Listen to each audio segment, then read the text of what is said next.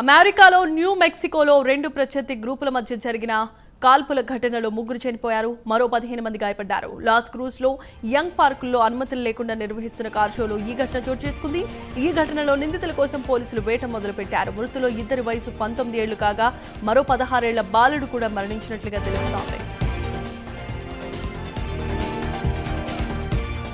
గాజాపై Israel చేసిన గగనతల దాడులో Hamas సంస్థకు చెందిన కీలక నేత సలాహ్ అల్ బర్దువిల్ మరణించారు. ఖాన్ యూనిస్ పై ఇజ్రాయెల్ చేసిన దాడిలో బర్దువిల్ అతని భార్య నివసిస్తున్న టెంట్ పై మిజైల్స్ పడటంతో మరణించారని హమాస్ సంస్థకి అనుకూల మీడియా ప్రకటించింది. ఈ విషయాన్ని హమాస్ సంస్థ ధృవీకరించింది. ఇలాంటి దాడులతో తమ లక్ష్యం పట్ల నిబద్ధతను, మానసిక స్థైర్యాన్ని దెబ్బతీయలేరని కూడా హమాస్ తెలిపింది. ఇక హమాస్ సంస్థకు చెందిన మీడియా సలహాదారు తాహిర్ అల్ నోనో తన ఫేస్బుక్ పోస్టులో ఈ విషయాన్ని వెల్లడించారు. ఏప్రిల్ 28న కెనడా పార్లమెంటరీ ఎన్నికలు జరగబోతున్నాయి. గవర్నర్ జనరల్ మేరీ సైమన్ ని ప్రధాని కార్ని కలిసి ఈ విషయాన్ని చెబుతున్నారు. ఇక పార్లమెంటు రద్దు చేయాలని కోరనున్నారు. ఇదే గనుక జరిగితే ఎన్నికల ప్రక్రియ ప్రారంభమైనట్లేనని సంకేతం. జనవరిలో జస్టిన్ ట్రూడో ప్రధాని పదవికి రాజీనామా చేయడంతో లిబరల్ పార్టీ సభ్యులు తదుపరి ప్రధానిగా కార్నీని ఎన్నుకున్నారు. తాజాగా ప్రధాని కార్ని ముందస్తు ఎన్నికలకు సిద్ధమయ్యారు. ఇక గవర్నర్ జనరల్ ని కలిసిన తర్వాత ప్రధాని కార్ని దేశ వ్యాప్త ప్రచారానికి శ్రీకారం చుడతారు.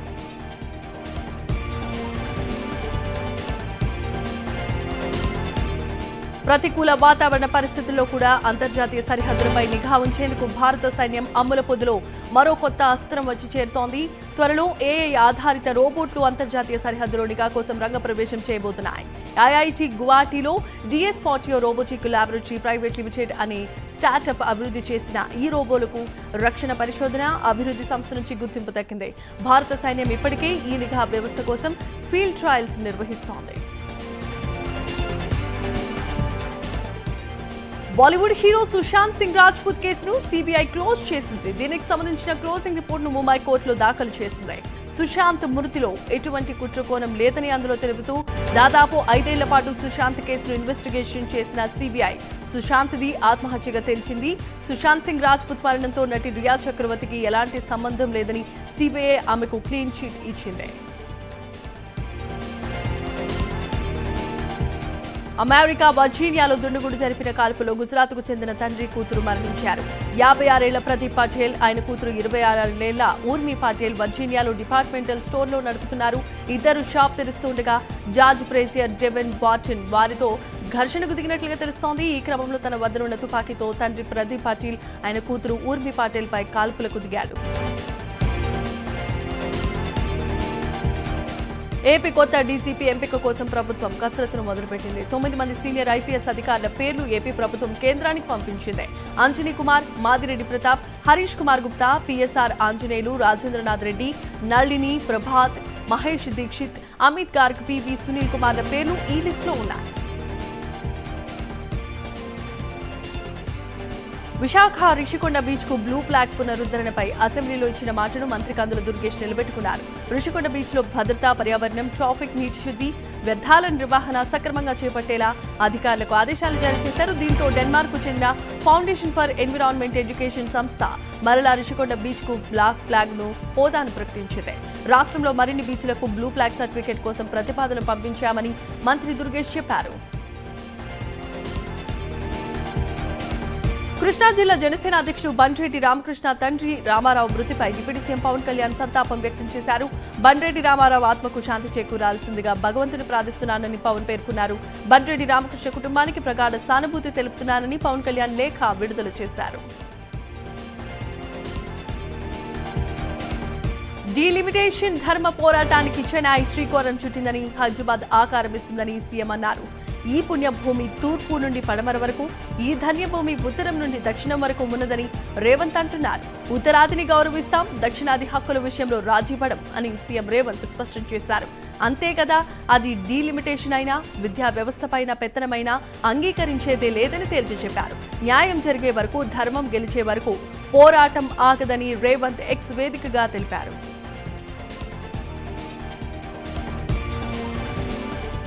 దక్షిణాది అభివృద్ధి సంక్షేమం కోసం బీజేపీ చిత్తశుద్ధితో పనిచేస్తోందని కేంద్ర మంత్రి కిషన్ రెడ్డి అన్నారు. దక్షిణాదిలో బీజేపీ బలపూడకూడదని కాంగ్రెస్, డీఎంకే, బీఆర్ఎస్ కుట్ర చేస్తోందన్నారు. ఎలాంటి వివక్షత లేకుండా అన్ని రాష్ట్రాలు అభివృద్ధి జరగాలని ప్రధాని కోరుకుంటున్నారని కిషన్ రెడ్డి తెలిపారు. కుటుంబ అవినీతి పార్టీలు ముఠాగా ఏర్పడి మోదీ ప్రభుత్వంపై బురద చల్లుతున్నాయని ఆరోపించారు.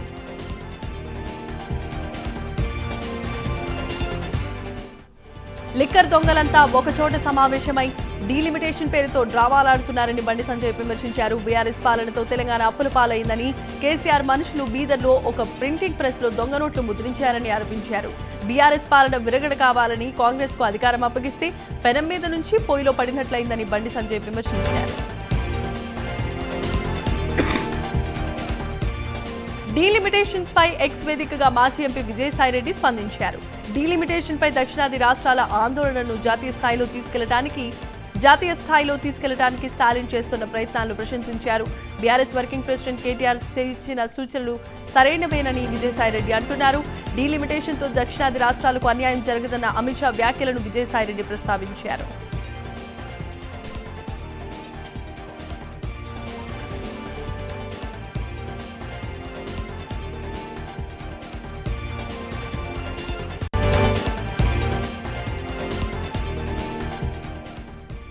మంత్రి నారా లోకేష్ కుటుంబ సమేతంగా అమృత్సర్లో గోల్డెన్ టెంపుల్ ను సందర్శించారు. దీనికి సంబంధించిన ఫోటోలను సామాజిక మాధ్యమం ఎక్స్ లో ట్వీట్ చేశారు.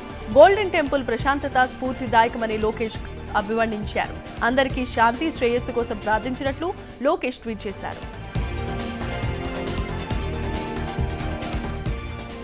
ఏపీలో రెడ్ బుక్ రాజ్యాంగం నడుస్తోందని మాజీ మంత్రి విడుదల రజనీ అన్నారు. ఇందులో భాగంగా తనను టార్గెట్ చేశారని, తన మీద ఏసీబీ కేసు పెట్టారని, ఫిర్యాదు చేసిన వారు ఎవరో కూడా తనకు తెలియదని స్పష్టం చేశారు. కేసు వెనుక టీడీపీ నేత హస్తం ఉందని, ఎంపీ కృష్ణదేవరాయల డైరెక్షన్ లో కేసు పెట్టారని విడుదల రజనీ అంటున్నారు.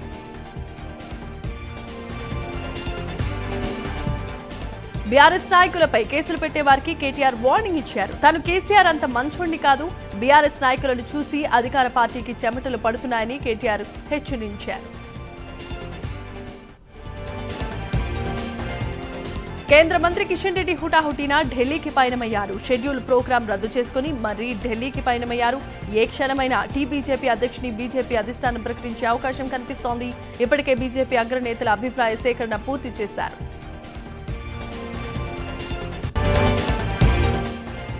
విశాఖ పశ్చిమ నియోజకవర్గ బీజేపీ నాయకులు ఆడారి ఆనంద్ ఆధ్వర్యంలో ఎమ్మెల్సీ సోము వీర్రాజు సమక్షంలో పలువురు వైసీపీ నేతలు బీజేపీలో చేరారు. సోము వీర్రాజు వారికి కండువలు కప్పి పార్టీలోనికి సాదరంగా ఆహ్వానించారు. రానున్న ఎన్నికల్లో వైసీపీని ఖాళీ చేయటమే లక్ష్యంగా కూటమి పనిచేస్తోందని తెలిపారు. వైసీపీకి 20% ఓట్లు కూడా రానివ్వమని స్పష్టం చేశారు. కూటమి ప్రభుత్వం అద్భుతంగా పనిచేస్తోందని సోము వీర్రాజు హర్షం వ్యక్తం చేశారు. ఇక ఫోన్ ట్యాపింగ్ కేసులో ప్రధాన నిందితుడు ఎస్ఐబి మాజీ చీఫ్ ప్రభాకర్ రావు హైకోర్టుని ఆశ్రయించారు. ఫోన్ ట్యాపింగ్ కేసులో ముందస్తు బెయిల్ కోరుతూ పిటిషన్ దాఖలు చేశారు. తన హెల్త్ కండిషన్ చూసి ముందస్తు బెయిల్ ఇవ్వాల్సిందిగా హైకోర్టును కోరారు.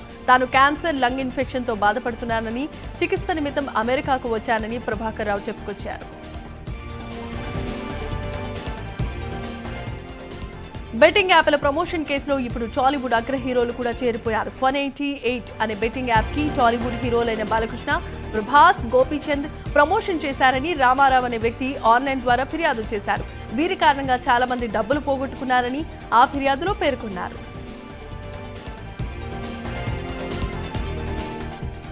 ఎస్ఎల్బీసీ టన్నెల్లో 30వ రోజు సహాయక చర్యలు కొనసాగుతూనే ఉన్నాయి. టన్నెల్లో D2 నుంచి D1 వరకు తవ్వకాలు పూర్తయ్యాయి. అయినా మిగతా 7 కార్మికుల ఆచూకీ లభించలేదు. క్యాడ్బర్ డాగ్స్ గుర్తించిన ప్రాంతాల్లో తవ్వకాలు చేపట్టారు. మట్టి, TBM శకలాల తొలగింపు వేగవంతం చేశారు. 4 మినీ హిటాచీలు, బొబ్కాట్ యంత్రాలతో తవ్వకాలు చేస్తున్నారు. తూర్పుగోదావరి జిల్లా బిక్కవోలు మండలం బలభద్రపురం గ్రామంలో క్యాన్సర్ కేసులు పెరిగిపోతున్నాయి. ప్రస్తుత ఆర్థిక సంవత్సరంలో ఎన్టీఆర్ వైద్య సేవ కింద 23 మంది క్యాన్సర్ రోగులు చికిత్స పొందుతున్నారు.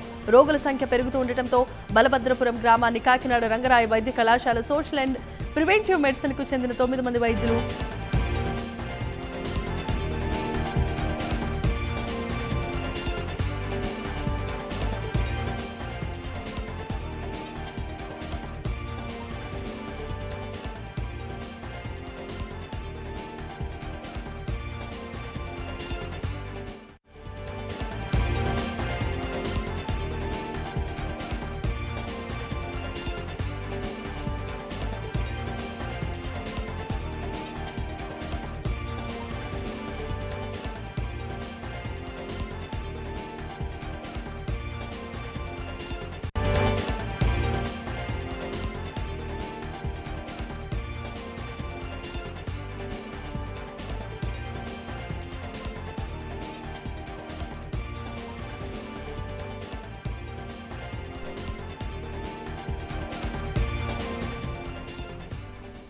అనకాపల్లి జిల్లాలో తన స్వంత ఇలాకా పాయకరావుపేట నియోజకవర్గంలో హోంమంత్రి వంగలపూడి అనిత పర్యటించారు. టీడీపీ శ్రేణుల కోరిక మేరకు కాసేపు క్రికెట్ ఆడి సందడి చేశారు. ఉల్లాసంగా బ్యాటింగ్ చేసి అందరినీ ఆకట్టుకున్నారు అనిత.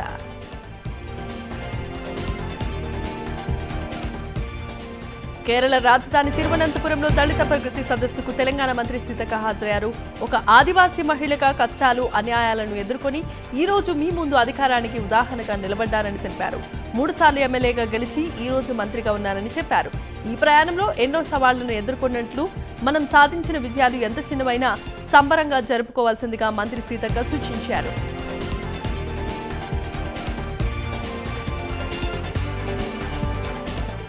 కరీంనగర్ కేటీఆర్ సభలో అపశృతి చోటు చేసుకుంది.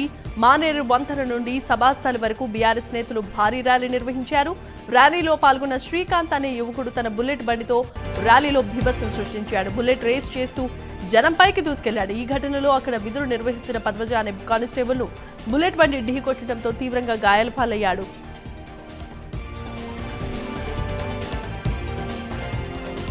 ప్రైవేట్ ఆసుపత్రిలో చికిత్స పొందుతున్న మహిళా కానిస్టేబుల్ పద్మజను బీఆర్ఎస్ వర్కింగ్ ప్రెసిడెంట్ కేటీఆర్ పరామర్శించారు. ఇటీవలే కరీంనగర్ బీఆర్ఎస్ పార్టీ ముఖ్య కార్యకర్తల సమావేశానికి కానిస్టేబుల్ పద్మజ బందోబస్తు నిమిత్తం తరలివచ్చారు.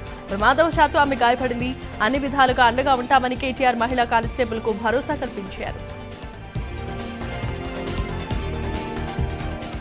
పార్లమెంటు పబ్లిక్ అకౌంట్స్ కమిటీ సభ్యులుగా ఆంధ్రప్రదేశ్కు చెందిన Anakapalli BJP MP CM Ramesh, Ongole TDP MP Magunta Srinivasula Reddy, Machilipatnam Janasena MP Vallabhaneni Balashowry ఎన్నికయ్యారు. ఈ కమిటీకి జరిగిన ఎన్నికకు మొత్తం 22 మంది సభ్యులు నామినేషన్ దాఖలు చేశారు. అందులో 7 సభ్యులు పోటీ నుంచి తప్పుకోవడంతో 15 మంది సభ్యులు ఎన్నిక ఏకాగ్రీవంగా జరిగింది. బెట్టింగ్ యాప్స్ ప్రమోషన్ చేసిన వారిని కాకుండా ఇతర యాడ్స్ ప్రమోట్ చేసిన వారిపై కూడా చర్యలు తీసుకోవాల్సిందిగా కేఏ పాల్ అన్నారు. ఆన్లైన్ స్కిల్స్ పేరుతో బెట్టింగ్ యాప్స్, వాటర్ బాటిల్ పేరుతో మద్యం, ఇలాచీ పేరుతో టొబాకో ప్రమోట్ చేస్తున్నారన్నారు. సినిమా యాక్టర్స్ ప్రమోట్ చేసిన వాటిపై పోలీసులు తక్షణమే చర్యలు తీసుకోవాల్సిందిగా డిమాండ్ చేశారు. ఖమ్మం జిల్లా ఎదిలాపురం మున్సిపాలిటీ పరిధిలో మంత్రి పొంగులేటి శ్రీనివాసరెడ్డి పర్యటించారు. పట్టణంలో పలు అభివృద్ధి పనులకు శంకుస్థాపన చేశారు. గ్రామాల అభివృద్ధికి ప్రభుత్వం కట్టుబడి ఉందని మంత్రి పొంగులేటి తెలిపారు. ఈ సందర్భంగా వివిధ సమస్యలపై మంత్రికి పలువురు వినతి పత్రాలు సమర్పించారు.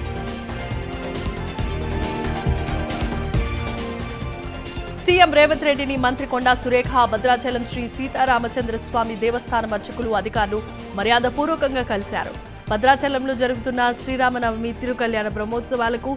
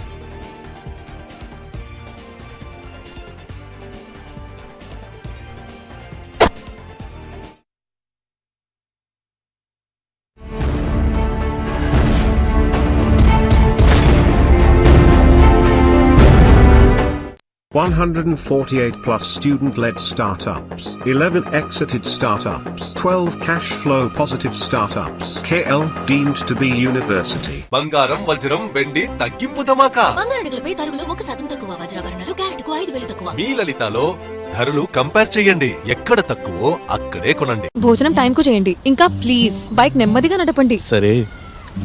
ఇంకా ఇది మీ రక్షణ కోసమే. అరే, నేనొకటి మర్చిపోయాను. ఎల్ఐసి ఇది మన రక్షణ కోసం. దిల్ కి సునో. ఎల్ఐసి చునో. ఎల్ఐసి జీవితాంతం నీకు తోడుగా.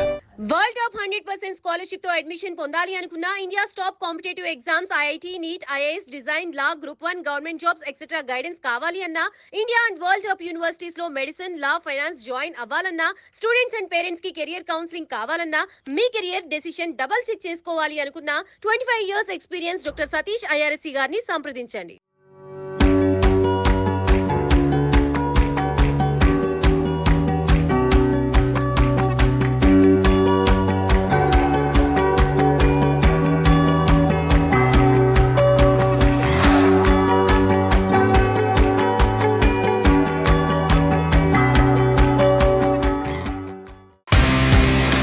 KLH. We help you not only gain knowledge, but also experience it.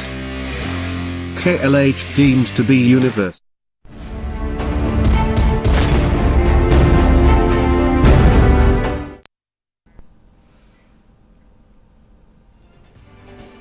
Nellore జిల్లా ఉదయగిరి స్థానిక ఆర్ఎండ్బి అతిథి గృహంలో నియోజకవర్గ కాంగ్రెస్ ఇన్ఛార్జ్ సోము అనిల్ కుమార్ రెడ్డి ఆధ్వర్యంలో సమావేశం ఏర్పాటు చేశారు. ఈ సమావేశానికి కాంగ్రెస్ పార్టీ సీనియర్ నేత తులసిరెడ్డి హాజరయ్యారు. గత వైసీపీ ప్రభుత్వం రాష్ట్రాన్ని అప్పుల పాలు చేసిందన్నారు. ప్రస్తుతం కూటమి ప్రభుత్వం కూడా అదే ధోరణిలో వెళ్తోందని, సూపర్ 6 పథకాలు ఎక్కడా అని ప్రశ్నించారు.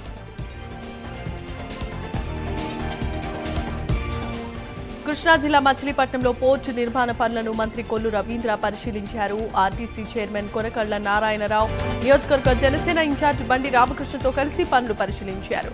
పనుల తీరుపై పవర్ పాయింట్ ప్రెజెంటేషన్ ద్వారా మంత్రికి కలెక్టర్ డీకే బాలాజీ వివరించారు. కూటమి ప్రభుత్వం అధికారంలోకి వచ్చిన తర్వాత పనులు వేగవంతమయ్యాయని మంత్రి ప్రశంసించారు. రాష్ట్రంలో 145 బీసీ కులాల వారిని ఆదరణ పథకం ద్వారా అడ్డుకోవాలని ప్రభుత్వం నిర్ణయించడం జరిగిందని కాకినాడ సిటీ ఎమ్మెల్యే వనమాడి కొండబాబు అన్నారు. ఆదరణ పథకం ప్రవేశపెట్టిన ప్రభుత్వం దానిపై మొట్టమొదటిసారి కాకినాడ జిల్లాలో ప్రజాభిప్రాయ సేకరణ చేపట్టిందన్నారు. గతంలో కూడా చంద్రబాబు బీసీలకు ఆదరణ ఇచ్చి ఆదుకున్నారని ఎమ్మెల్యే ఈ సందర్భంగా గుర్తు చేశారు.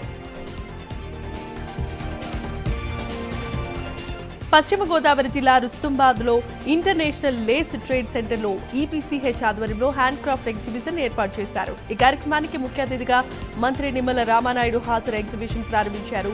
ప్రభుత్వం అందిస్తున్న శిక్షణ మహిళలు వినియోగించుకోవాల్సిందిగా ఆయన సూచించారు. త్వరలోనే లేసు ఉత్పత్తులకు పూర్వ వైభవం తీసుకొస్తామని ఆయన హామీ ఇచ్చారు. పశ్చిమ గోదావరి జిల్లా పెద్ద ఆమిరంలో ఎమ్మెల్యే రఘురామకృష్ణంరాజు క్యాంపు కార్యాలయంలో చెక్కుల పంపిణీ కార్యక్రమం జరిగింది. ప్రధానమంత్రి అనుసూచిత జాతి అభ్యుదయ యోజన ద్వారా మంజూరైన 17 లక్షల రూపాయల చెక్కులను ఉండి నియోజకవర్గంలో 12 మంది లబ్ధిదారులకు ఎమ్మెల్యే రఘురామకృష్ణంరాజు అందజేశారు. సంగారెడ్డిలో రామ మందిర్లో భజన కార్యక్రమం నిర్వహించారు. ఈ కార్యక్రమంలో టీపీసీసీ వర్కింగ్ ప్రెసిడెంట్ జగారెడ్డి పాల్గొన్నారు. ఈ సందర్భంగా భజన పాటలు పాడి అందరినీ అలరించారు.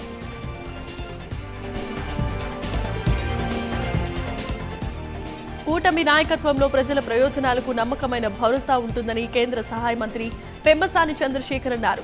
గుంటూరు జిల్లా కొల్లిపల్లిలో పలు అభివృద్ధి పనులకు ఆయన శంకుస్థాపనలు చేశారు. కార్యక్రమంలో మంత్రి నాదెండ్ల మనోహర్, ఎమ్మెల్సీ ఆలపాటి, కూటమి నాయకులు పాల్గొన్నారు. ప్రధానమంత్రి సడక్ యోజన పథకం ద్వారా చేపట్టిన వంతెన నిర్మాణ పనుల శిలాఫలకాన్ని కేంద్ర మంత్రి పెమ్మసాని, మంత్రి నాదెండ్ల ఆవిష్కరించారు.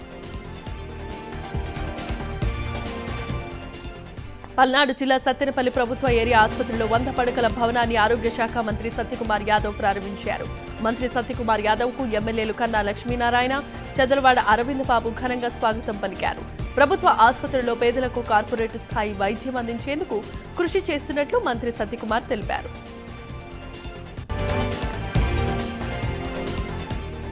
టీడీపీ, జనసేన, వైసీపీ, బీజేపీ అడుగులకు మడుగులెత్తే పార్టీలుగా మారిపోయాయని కాంగ్రెస్ నేత అద్దంకి దయాకర్ విమర్శించారు. బీజేపీకి చావు డబ్బు కొట్టే రోజులు దగ్గర పడ్డాయని అద్దంకి దయాకర్ అన్నారు.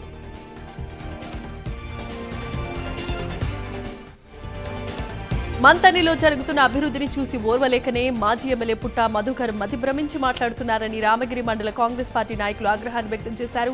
కాంగ్రెస్ ప్రభుత్వం అధికారంలోకి వచ్చిన వెంటనే రామగిరి ఖిల్లాను పర్యాటక కేంద్రం చేయడంతో పాటు జాతీయ స్థాయిలో గుర్తింపు కోసం మంత్రి దుద్దిళ్ల శ్రీధర్ బాబు ప్రత్యేక చొరవ చూపారన్నారు. వరంగల్ జిల్లా దేవన్నపేట పంప్ హౌస్ ను మాజీ మంత్రి ఎర్రబెల్లి దయాకర్ రావు, ఎమ్మెల్యే పల్లా రాజేశ్వర్ రెడ్డి నేతృత్వంలో బీఆర్ఎస్ నేతలు పరిశీలించారు. అధికారులు పంప్ హౌస్ సిబ్బందితో మాట్లాడి వివరాలు అడిగి తెలుసుకున్నారు. నీరు విడుదల చేయకపోవడం వల్ల పంటలు ఎండిపోతున్నాయని మాజీ మంత్రి ఎర్రబెల్లి దయాకర్ రావు అన్నారు. వెంటనే నీటిని విడుదల చేసి రైతులను ఆదుకోవాల్సిందిగా డిమాండ్ చేశారు. శ్రీకాకుళం జిల్లా అరసవల్లి సూర్యనారాయణ స్వామి ఆలయాన్ని మంత్రి కింజరపు అచ్చెన్నాయుడు సందర్శించారు. కుటుంబ సమేతంగా స్వామి అమ్మవార్లను దర్శించుకుని ప్రత్యేకమైన పూజలు నిర్వహించారు. అచ్చెన్నాయుడుతో పాటు శ్రీకాకుళం ఎమ్మెల్యే గొండు శంకర్, మాజీ పిఎసిపి అధ్యక్షుడు కింజరపు హరివర ప్రసాద్ ఉన్నారు.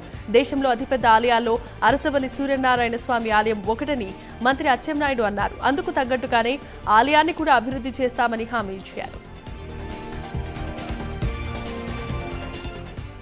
ఇక సినీ నిర్మాత మురళీకృష్ణ భూ వివాదంలో చిక్కుకున్నారు.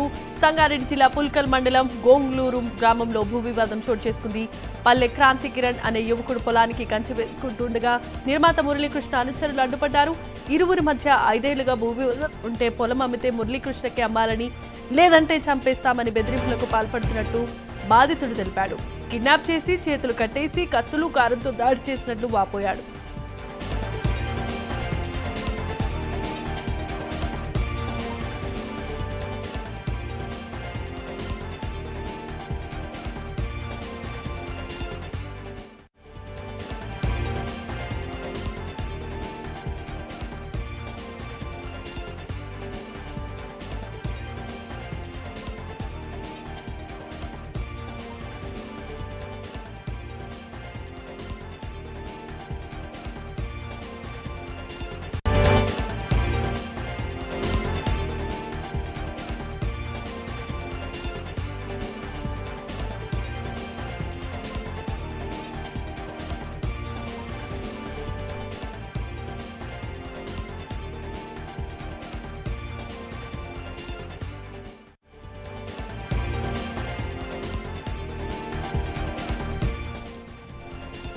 దూబచెర్లలో డాక్టర్ బిఆర్ అంబేద్కర్ విగ్రహానికి అవమానం జరగడంపై మాల మహానాడు జిల్లా అధ్యక్షుడు వీరబత్తిన అమలదాస్ ఫైర్ అయ్యారు.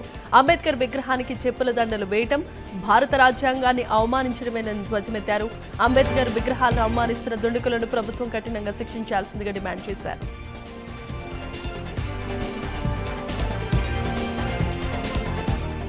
తెలంగాణ ప్రభుత్వం ప్రతిష్టాత్మకంగా చేపట్టిన ఎల్ఆర్ఎస్ కార్యక్రమాన్ని అధికారులు నిర్లక్ష్యం కారణంగా నిర్వీర్యం అవుతోంది.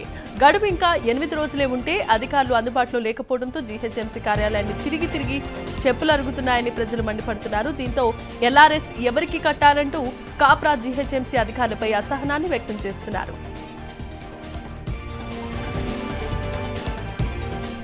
తిరుమల శ్రీవారిని పలువురు ప్రముఖులు దర్శించుకున్నారు. ఉదయం వీఐపీ విరామ సమయంలో సినీ నిర్మాత డివివి దానయ్య, మాజీ ఇండియన్ క్రికెటర్ నిఖిల్ చోప్రా తదితరులు వేరువేరుగా శ్రీవారి సేవలో పాల్గొని మొక్కులు చెల్లించుకున్నారు. దర్శనం అనంతరం వీరికి ఆలయ రంగనాయక మండపంలో వేద పండితులు ఆశీర్వచనం చేసి తీర్థ ప్రసాదాలను అందజేశారు.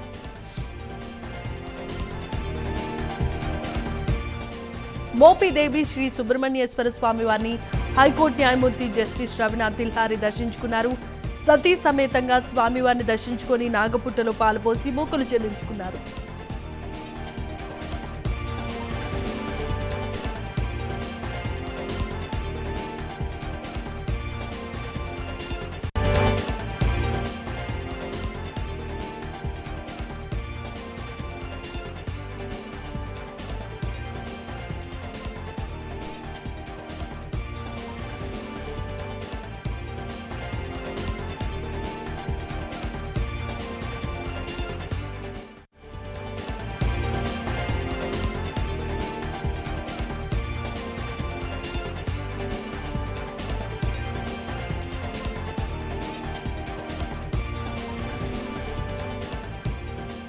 అనకాపల్లి జిల్లా నర్సీపట్నంలో శ్రీ శ్రీ శ్రీ నూకాంబిక అమ్మవారి మొదటి జాగారం ఘనంగా జరిగింది. స్పీకర్ చింతకాయల అయ్యన్న పాత్రుడు పాత ఇంటి వద్ద నుంచి కోలాట మాటలతో, కాంగో డప్పులతో భక్తిపూర్వకంగా ప్రారంభమైంది. ఈ జాగారంలో అయ్యన్న పాత్రుడు కుటుంబ సభ్యులతో కలిసి పాల్గొన్నారు. తెల్లవారుజామున 3 గంటల వరకు ఈ జాగరణ అట్టహాసంగా కొనసాగింది.